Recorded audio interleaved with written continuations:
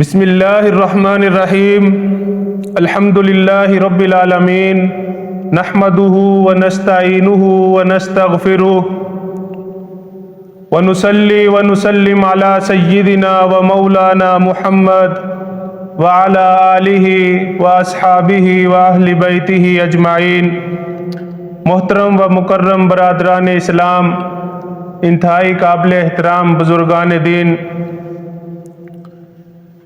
مطالعہ سیرت النبی صلی اللہ علیہ وسلم کا تذکرہ سلسلہ وار ترتیب سے اور مسلسل جاری اور ساری ہے۔ پچھلی نشست کے اندر ہم نے نبی محترم صلی اللہ علیہ وسلم کے 11ویں سال میں یثرب سے آئے ہوئے 6 افراد کا تذکرہ کیا تھا کہ وہ 6 افراد جن کو نبی محترم صلی اللہ علیہ وسلم نے دعوت اسلام پیش کی، انہوں نے ایمان قبول کیا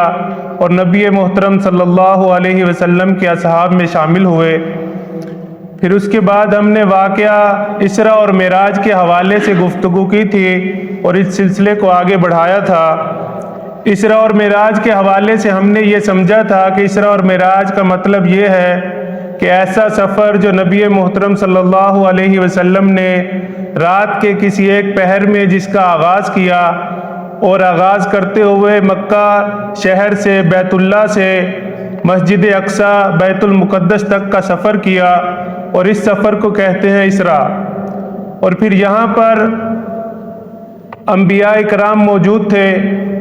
انہوں نے نبی محترم صلی اللہ علیہ وسلم کو آگے کیا اور آپ نے تمام انبیاء کو 2 رکعت نماز پڑھائی، ان کی امامت کی، اور یوں امام الانبیاء اللہ تعالیٰ نے آپ کو یہ شرف بخشا کہ آپ کو امام الانبیاء کہا گیا اور کہا جاتا ہے، اور آپ نہ صرف امام الانبیاء ہیں بلکہ انبیاء کے سردار ہیں، بلکہ آنے والے قیامت تک کے تمام مومنین کے سردار ہیں اور ان کے رہبر و رہنما ہیں۔ پھر یہاں سے جو سفر آغاز ہوا ہے اس کو کہتے ہیں معراج، اور آج کا جو ہمارا سبق ہے اسی معراج کے سفر کے حوالے سے شروع ہوتا ہے۔ نبی محترم صلی اللہ علیہ وسلم نے جب یہ زمین کا مرحلہ مکمل فرما لیا، اور اس کی تفصیل سے گفتگو ہم نے 30 سے 35 منٹ کی پچھلے اجتماع میں کی تھی، اور وہ ہمارے یوٹیوب چینل کے اوپر موجود بھی ہے، اور آج جو ہم گفتگو کر رہے ہیں اسی سے آگے معراج کے سفر کے حوالے سے گفتگو کر رہے ہیں۔ نبی محترم صلی اللہ علیہ وسلم نے فرمایا کہ جب امامت انبیاء کے بعد جبرائیل امین کے رہنمائی میں اور ان کے ساتھ اور ان کی رفاقت کے اندر جب ہم آسمان کی طرف بڑھے ہیں تو یہ تذکرہ ملتا ہے کہ اس سفر کے آغاز ہوا ہے، اور اگلا ہی لمحہ یہ ہے کہ آسمانوں کے دروازوں پر پہنچ گئے تھے۔ اور یہ براق کے حوالے سے آتا ہے، نبی صلی اللہ علیہ وسلم کی صحیح بخاری شریف کی حدیث ہے، اسی کے اندر تذکرہ ملتا ہے کہ یہ براق ایسی سواری تھی کہ جہاں اس کی نگاہ پڑتی تھی وہیں پر اس کا اگلا سم پڑتا تھا۔ اب دیکھیے، ہم یہاں سے اپنی آنکھوں سے آسمان کو دیکھتے ہیں، اور وہ براق تھا اور اس کی رفتار کا کوئی بھی اندازہ ہم نہیں لگا سکتے کہ وہ لمحے بھر میں یہاں سے آغاز ہوتا ہے مسجد اقصی سے، اور پھر احادیث میں ذکر آتا ہے کہ وہ براق نے سفر کا آغاز کیا اور اگلے ہی لمحے وہ آسمان کے دروازوں پر موجود تھا۔ اب یہاں پر صحیح بخاری شریف کی حدیث بہت ایک طویل حدیث ہے، اس کے اندر یہ مکمل واقعہ ملتا ہے کہ جیسے ہی دروازے پر پہنچے ہیں تو جبرائیل امین نے دروازے کو دستک دی، اندر سے آواز آتی ہے کہ کون آیا ہے؟ جواب ملتا ہے جبرائیل۔ پھر سوال ہوتا ہے کہ آپ کے ساتھ کون ہے؟ تو جواب ملتا ہے محمد مصطفیٰ، سردار انبیاء اور رہبر انسانیت۔ یہ میں اس حوالے سے دیکھیے احادیث کے الفاظ صرف یہاں پر ہیں کہ انہوں نے جب پوچھا کہ آپ کے ساتھ کون ہے تو فرمایا محمد صلی اللہ علیہ وسلم۔ اور یہ جو آگے ہم تفصیل کر رہے ہیں یہ سیرت مطالعہ ہی سے ہم الفاظ لیتے ہیں کہ یہ وہی ہیں جن کے لیے یہ سارا انتظامات کیے گئے ہیں، جن کو امام الانبیاء بنایا گیا ہے، جو اللہ تعالیٰ کے محبوب نبی ہیں، جو انبیاء کے سردار ہیں۔ تو یہ جو تفصیل ہے یہ لوگ اپنی محبت سے کرتے ہیں، اور یہ سیرت کے حوالے سے اگر کی جائے تو اس میں کوئی مذائقہ نہیں، لیکن حدیث کے الفاظ یہی ہیں کہ آپ کے ساتھ کون ہے، تو فرمایا جاتا ہے یہ محمد صلی اللہ علیہ وسلم ہے۔ اس کے بعد پھر یہ سوال کیا جاتا ہے، کیا آپ کو انہیں لینے کے لیے بھیجا گیا تھا؟ کیا آپ نے ان کو لے کے آنے کے لیے اجازت لی تھی؟ تو اس پر جبرائیل امین فرماتے ہیں نعم، کہ ہاں ہم نے اجازت لی تھی۔ اس پر جو ہے دروازہ کھول دیا جاتا ہے، اور جب یہ دروازہ کھلتا ہے تو استقبال کے لیے فرشتے وہاں پر موجود ہوتے ہیں، اور وہ نبی محترم صلی اللہ علیہ وسلم کو مرحبا کہتے ہیں، اور ساتھ یہ الفاظ آتے ہیں کہ کیا ہی خوب مہمان آئے ہیں، کیا ہی زبردست آمد ہے کہ جن کا انتظار کیا جا رہا تھا۔ تو مرحبا کے جو الفاظ ہیں اور جو آگے بھی الفاظ آئے ہیں عربی کے، ان کے مطالعہ کے آخر میں ہم عربی کے الفاظ کے ساتھ بھی ان کو سمجھیں گے۔ تو یہ استقبال ہوتا ہے، اور یہاں پر جب آپ آسمانوں کے اندر داخل ہوتے ہیں تو جبریل امین تعارف کرواتے ہیں، ایک ہستی وہاں پر موجود ہوتی ہے۔ تو جبریل امین کہتے ہیں کہ یہ آدم علیہ السلام ہیں، آپ کے والد ہیں، ان پر سلام کہیے۔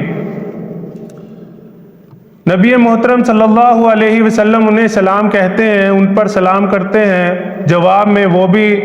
سلام کرتے ہیں، اور ساتھ یہ کہتے ہیں کہ مرحبا بالابن الصالح والنبی الصالح، کہ مرحبا کے الفاظ وہ بھی بولتے ہیں کہ اے میرے صالح بیٹے، آپ کو خوش آمدید، آپ کے آنے سے بہت خوشی ہوئی، آپ کو ویلکم، جی آیا نو، جس طرح سے ہم کہتے ہیں۔ تو یہ خوش آمدید کے الفاظ بولے گئے، اور ساتھ یہ کہا گیا کہ والنبی الصالح، اے صالح بیٹے مرحبا، اے صالح نبی مرحبا۔ اس پر نبی محترم صلی اللہ علیہ وسلم کے حوالے سے صحیح بخاری شریف میں مزید اس کی تفصیل ملتی ہے، صحیح مسلم شریف میں، کہ یہاں پر نبی محترم صلی اللہ علیہ وسلم نے دیکھا کہ ہمارے والد آدم علیہ السلام دائیں دیکھتے ہیں تو خوش ہوتے ہیں، چہرے پر مسکراہٹ آتی ہے، چہرہ حشاش بشاش ہوتا ہے، اور اگر بائیں دیکھتے ہیں تو غم کے آثار نمایاں ہوتے ہیں، چہرے پر پریشانی کے آثار نمایاں ہوتے ہیں۔ تو اس حوالے سے مزید تفصیل یہ ملتی ہے کہ جب حضرت آدم علیہ السلام دائیں دیکھتے ہیں تو یہاں پر وہ اپنی ہی اولاد کو دیکھتے ہیں، اپنے ہی ابن آدم کو دیکھتے ہیں کہ جو جنت میں ہوتے ہیں، تو اس وجہ سے ان کے چہرے پر مسکراہٹ آتی ہے، ان کا چہرہ جو ہے وہ شاداب ہو جاتا ہے، اور اس کے اوپر ایک خوشی کی جو آثار نمایاں ہوتے ہیں۔ اور جب بائیں دیکھتے ہیں تو یہاں پر بھی وہ پھر اپنی ابن آدم ہی کو دیکھتے ہیں، اپنی ہی اولاد کو دیکھتے ہیں کہ جو ناکام ہو گئے ہوتے ہیں، جو جہنم میں ہوتے ہیں۔ تو اس کو دیکھ کر ایک والد محترم کی، جیسا کہ ہر انسان جانتا ہے والد کے جذبے، اور یہی جذبہ دیکھیے حضرت آدم علیہ السلام کے اندر، کہ جب وہ اولاد کو دیکھتے ہیں کہ وہ جہنم میں ہے، ناکام ہو گئی ہے، تو چہرے کے اندر اوپر پریشانی اور رونے کے آثار آتے ہیں، آنسوؤں کے جو ہے وہ نکلتے ہیں۔ تو یہاں پر محترم بھائیوں میں چاہتا ہوں کہ اس واقعہ معراج کے پہلے ہی آسمان کے سفر کو ہم یہاں پر رک کر کچھ دیکھیں، سوچیں اور سمجھیں۔ کیا یہ صرف تاریخ کے واقعات ہیں کہ 1400 سال پہلے یا 1500 سال پہلے یہ واقعہ رونما ہوا تھا، اور اس کو ہم پڑھ کر اور اس کے آگے سے گزر جائیں؟ تو پھر تو یہ وہی ہے کہ سننا سنانا اور سن کے سن ہو جانا۔ لیکن اس واقعہ کو اگر ہم دیکھیں کہ کس طرح سے بیت المقدس سے اس سفر کا آغاز ہوا، اور جبریل امین کے ساتھ اس کتاب کے ذریعے، مطالعہ کے ذریعے، اگر میں کہتا ہوں کوئی انسان یہ خواب دیکھے، اور خواب بھی دیکھے وہ سوتا ہوا کہ وہ بیت المقدس کے پاس موجود ہے، اور وہاں سے وہ آسمان کی طرف جا رہا ہے، آسمان کا دروازہ کھلتا ہے اور وہاں تمام انسانیت کے والد جو ہیں آدم علیہ السلام کو وہ دیکھے اور ان کی یہ ساری کیفیت دیکھے جو آج ہم نے یہاں پر سنی ہے، جس کا مطالعہ کیا ہے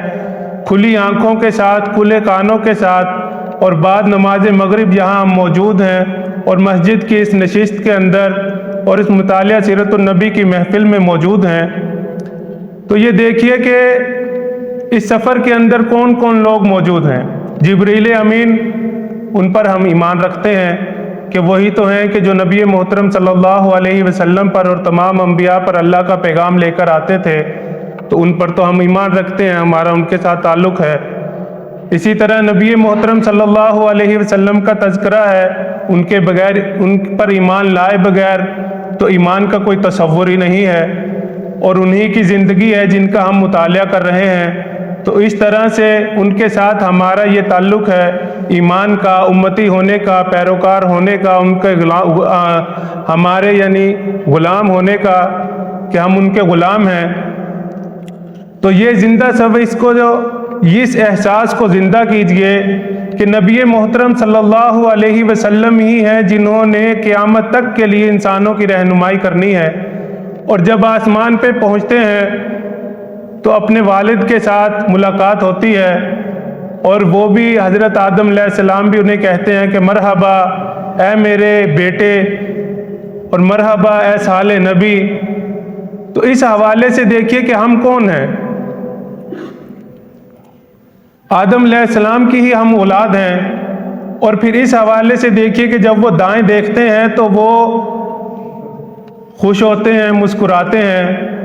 کہ ان کے بیٹے جنت میں موجود ہیں، یہ کامیاب ہو گئے ہیں۔ اور جب وہ بائیں دیکھتے ہیں تو پھر ان کے اوپر وہ غم کے آثار نمایاں ہوتے ہیں کہ وہاں بھی انہی کی اولاد موجود ہے۔ تو اس حوالے سے اس تعلق کو زندہ کیجئے، اور اگر یہ تعلق زندہ ہوتا ہے تب ہی ہم اسلام کے اوپر صحیح طرح سے عمل کرنے والے بن سکتے ہیں، کیونکہ یہ زندہ تعلق قائم کیے بغیر اللہ کے راستے میں، دین اسلام کے راستے میں آگے بڑھنا اور ہر عمل کے بعد دوسرے عمل کے لیے اپنے آپ کو تیار پانا، تو پھر یہ اسی طرح ہی سے ممکن ہے۔ سورہ آل عمران میں آیت نمبر 185 کے اندر یہ فرمایا گیا کل نفس ذائقۃ الموت، کہ ہر نفس نے موت کا مزہ چکھنا ہے۔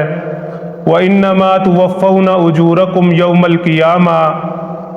اور بے شک تمہیں عطا کر دیے جائیں گے پورے اجر تمہارے دکھا دیے جائیں گے، دے دیے جائیں گے یوم القیامہ، قیامت کے دن۔ فَمَنْ زُحْزِحَ عَنِ النَّارِ وَأُدْخِلَ الْجَنَّةَ فَقَدْ فَازَ، اس دن جو بچا لیا گیا آگ سے اور داخل کر دیا گیا جنت میں، فقد فاز، تحقیق گارنٹیڈ کہ صرف وہی کامیاب ہے۔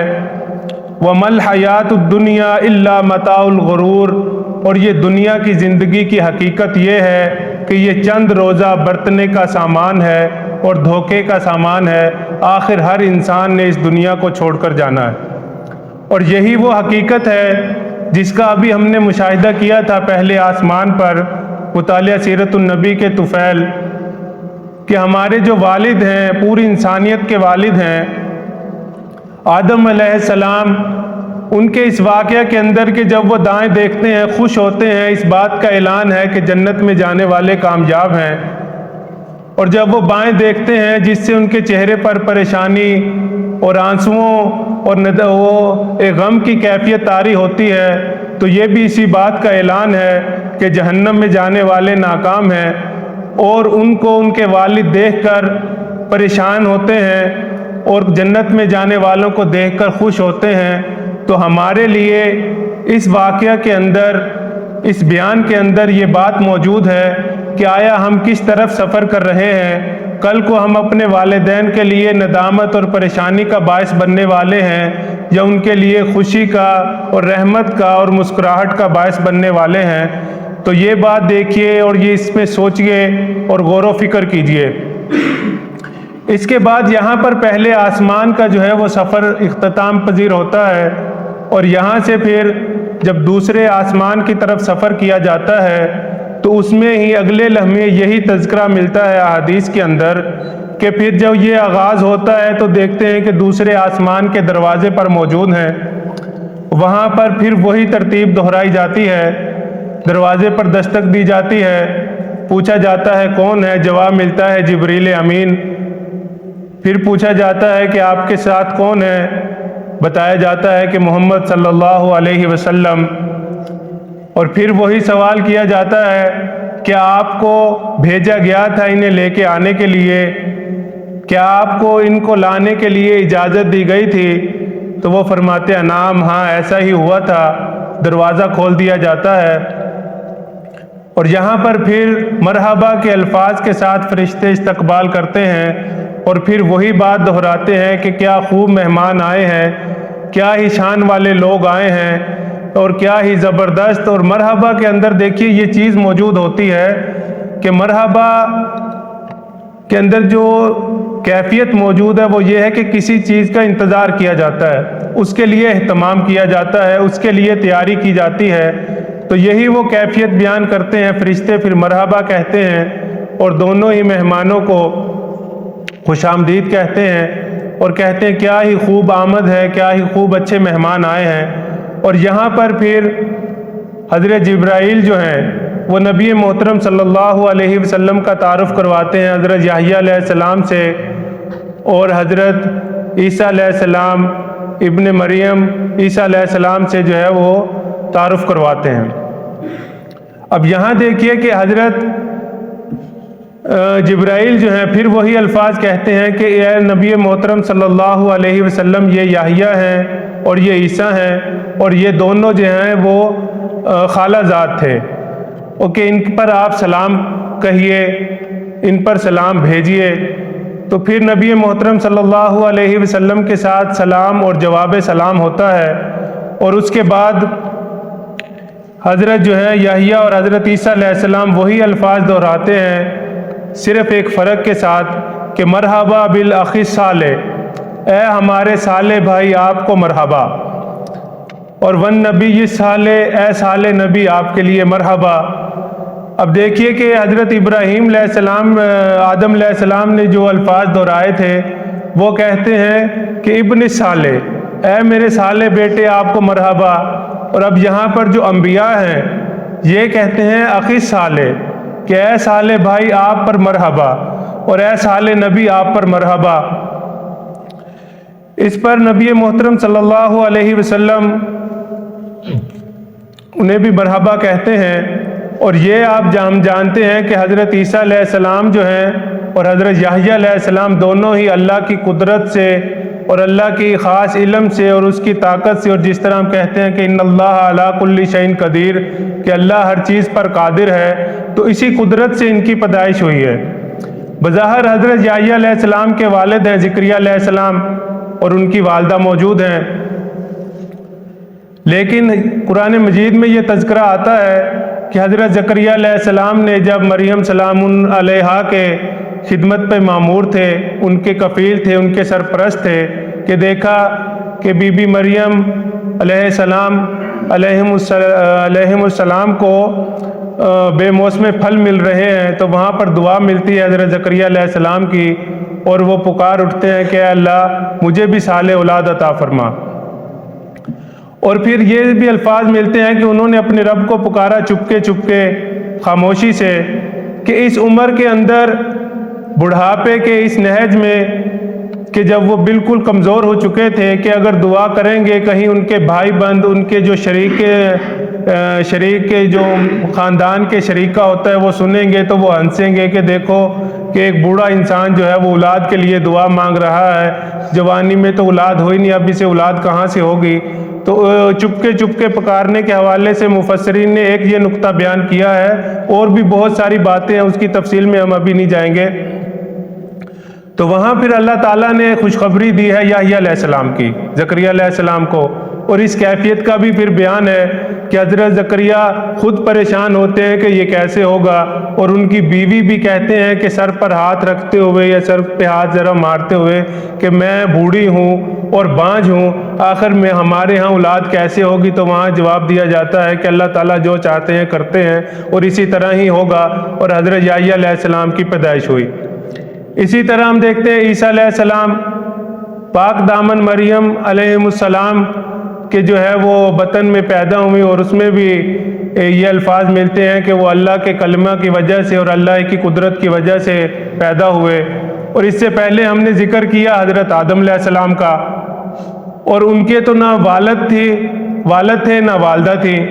اللہ تعالیٰ نے انہیں بغیر والدہ اور بغیر والد کے پیدا کیا اور کہا ہو جا، اور وہ ہو گئے۔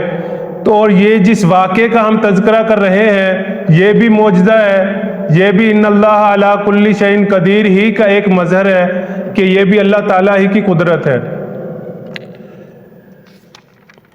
یہاں سے آگے پھر تیسرے آسمان کی طرف سفر شروع ہوتا ہے،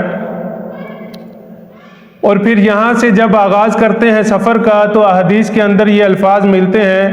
کہ جیسے ہی سفر کا آغاز ہوتا ہے درمیان کے اندر کوئی تفصیل موجود نہیں ہے، اور یہی دیکھتے ہیں کہ تیسرے آسمان کے دروازے پر پہنچ گئے ہیں۔ پھر وہاں پر دستک دی جاتی ہے، دروازہ کھٹکھٹایا جاتا ہے، تو وہاں سے الفاظ ملتے ہیں من ھذا،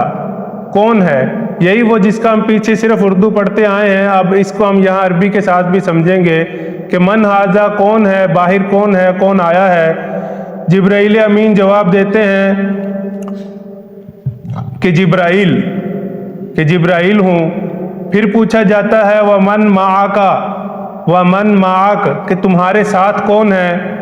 نبی محترم صلی اللہ علیہ وسلم کے حوالے سے جبرائیل امین ہی جواب دیتے ہیں کہ محمد صلی اللہ علیہ وسلم۔ پھر سوال ہوتا ہے او قد ارسل الی، کیا آپ کو بھیجا گیا تھا انہیں لے کے آنے کے لیے؟ کیا آپ کو اجازت دی گئی تھی کہ آپ انہیں لے کر آئیں، اور کیا آپ انہیں لینے ہی کے لیے گئے تھے؟ تو یہ ساری باتیں اس ترجمے کے اندر موجود ہیں اور یہ کی جاتی ہیں۔ تو پھر جواب ملتا ہے نعم، جی ہاں میں اسی کام کے لیے گیا تھا اور ان کے لیے اجازت دی گئی تھی اور انہی کو لینے کے لیے گیا تھا۔ تو اس پر مرحبا کے الفاظ بولے جاتے ہیں، جیسے ہی دروازہ کھلتا ہے تو مرحبا کے ساتھ استقبال کیا جاتا ہے، اور یہ الفاظ فرمائے جاتے ہیں فنعم المجیء، کیا ہی بہترین آمد ہے، کیا ہی بہترین مہمان ہے، اور جا، کیا یہ مطلب ہے کہ وہ آ گئے۔ اب یہاں پوری وہ کیفیت بیان کی جاتی ہے کہ وہ جن کے لیے یہ سارا اہتمام کیا گیا تھا، جن کے لیے تیاری کی گئی تھی، تو خوشی سے یہ کہا جاتا ہے کہ وہ آ گئے کہ جن کا انتظار ہو رہا تھا، جن کے لیے یہ ساری تیاری کی گئی تھی۔ اور یہاں پر نبی محترم صلی اللہ علیہ وسلم کی ملاقات ہوتی ہے حضرت یوسف علیہ السلام سے، اور جبریل امین بتاتے ہیں کہ ھذا یوسف، کہ یہ یوسف ہیں، فسلم علیہ،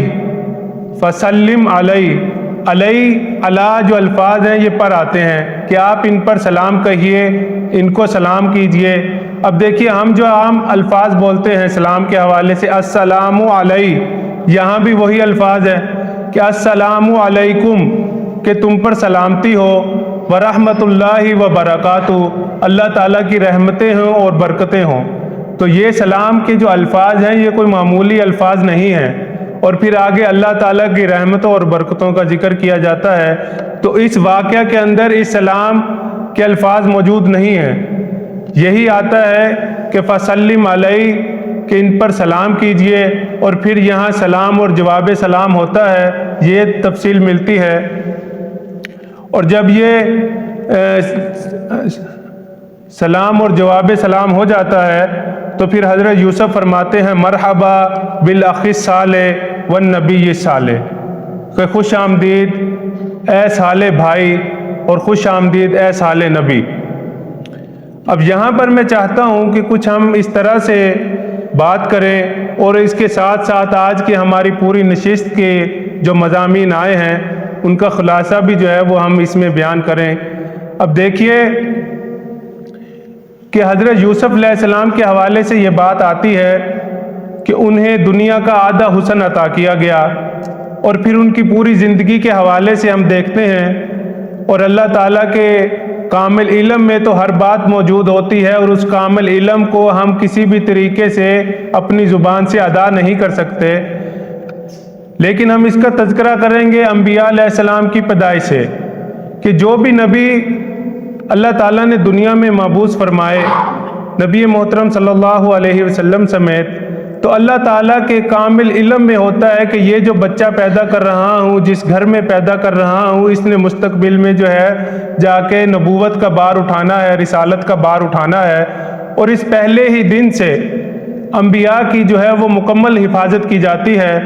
اور اس سے پہلے کہاں تک یہ معاملہ جاتا ہے وہ اللہ تعالیٰ کے علم میں ہے، اور اس میں بھی پوری جو ہے وہ تفصیل لوگوں نے بیان کرنے کی کوشش کی ہے، ہم اس طرف نہیں جا رہے۔ تو اللہ کے کامل علم میں ہوتا ہے، صرف یہ بات سمجھنے کی ہے یہاں پر کہ جو بھی بچہ پیدا کیا جاتا ہے جس نے مستقبل میں نبوت اور رسالت کا بار اٹھانا ہوتا ہے، تو شروع دن ہی سے اس کی حفاظت کی جاتی ہے۔ اسی طرح حضرت یوسف علیہ السلام کی زندگی ہے، اور اسی طرح نبی محترم صلی اللہ علیہ وسلم کی ہم زندگی کا مطالعہ کر ہی رہے ہیں کہ شروع ہی سے وہ اپنے والد کے انتہائی پیارے تھے، اور پھر جس طرح ان کے ساتھ شروع ہی سے حسد کے ساتھ ان کے بھائیوں نے رویہ اپنایا، کنویں کے اندر انہیں پھینک دیا گیا، پھر انہیں مصر کے اندر لے جایا گیا، مصر کے اندر پھر جہاں انہوں نے پرورش پائی وہاں حسد کی نگاہ سے، بری نگاہ سے وہاں پر وار کیا گیا، لیکن انہوں نے پاک دامنی کے جو پیکر بن کر دکھائے ہیں، اور جو مینارہ بنے ہیں اور ثابت ہوئے ہیں پاک دامنی کے حوالے سے، اور جس طرح انہوں نے اپنی حیا کی حفاظت کی ہے، اور پھر اللہ تعالیٰ پر توکل اور بھروسہ کیا ہے تمام مشکلات کے اندر، تو یہ بھی حضرت یوسف علیہ السلام کے اور انبیاء کے حسن میں یہ باتیں شامل ہوتی ہیں اخلاقی اعتبار سے۔ اور ظاہری حسن بھی جو ہے حضرت یوسف علیہ السلام کو اللہ تعالیٰ نے جب دیا، اس میں بھی یہ بات آتی ہے کہ دنیا کا آدھا حسن عطا فرمایا۔ اور اسی حوالے سے کچھ باتیں جو ہیں بڑھا چڑھا کر بیان کی جاتی ہیں، وہ محبت میں شعراء نے کی ہیں کہ ایسا حسن تھا۔ پھر اسی حوالے سے اس کو ملا دیا جاتا ہے کہ معراج کے موقع پہ بھی ایسا واقعہ ہوا کہ نبی صلی اللہ علیہ وسلم نے کہا کہ آپ بہت حسین ہیں، انہوں نے کہا کہ آپ سے کم ہی ہوں، اور آپ کو جب تک دیکھا نہ تھا میں یہی سمجھتا تھا کہ میں بہت حسین ہوں۔ تو یہ ساری تفاصیل جو ہیں یہ لوگوں نے محبت کے اندر کی ہیں،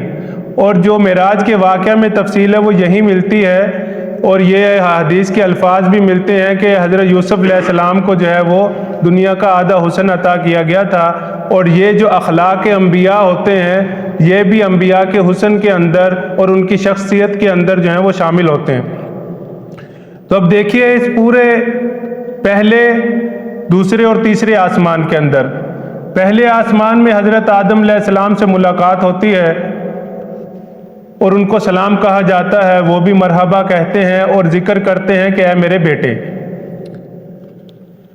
اور پھر جنت اور جہنم کے حوالے سے ہم نے تذکرہ کیا، اور اب جب دوسرے اور تیسرے آسمان پر ہم نے جو گفتگو کی آج کے حوالے سے، تو یہاں پر ملتے ہیں حضرت زکریا علیہ السلام کے بیٹے حضرت یحییٰ علیہ السلام اور حضرت عیسیٰ علیہ السلام، اور تیسرے آسمان پر حضرت یوسف علیہ السلام۔ تو یہ تمام کیا کہتے ہیں؟ اے ہمارے بھائی۔ اب یہ جو بھائی کا لفظ ہے یہ نبوت کے حوالے سے ہے کہ نبوت کے اعتبار سے بھائی ہیں، آدم علیہ السلام کی اولاد کے اعتبار سے بھائی ہیں، لیکن حضرت آدم کہتے ہیں کہ بیٹے، اور یہ جو بھائی کا لفظ کہنا ہے یہ بھی نسبی نہیں ہے۔ ہم یہ جانتے ہیں کہ نبی محترم صلی اللہ علیہ وسلم پیدا ہوئے بنو ہاشم میں، عبداللہ کے گھر میں، اور آپ کا کوئی بھائی نہیں تھا۔ اسی طرح حضرت زکریا علیہ السلام کے بیٹے پیدا ہوئے یحییٰ علیہ السلام حضرت زکریا علیہ السلام کے گھر میں، اور حضرت مریم علیہ السلام کا اس طرح سے کوئی رشتہ نہ تھا،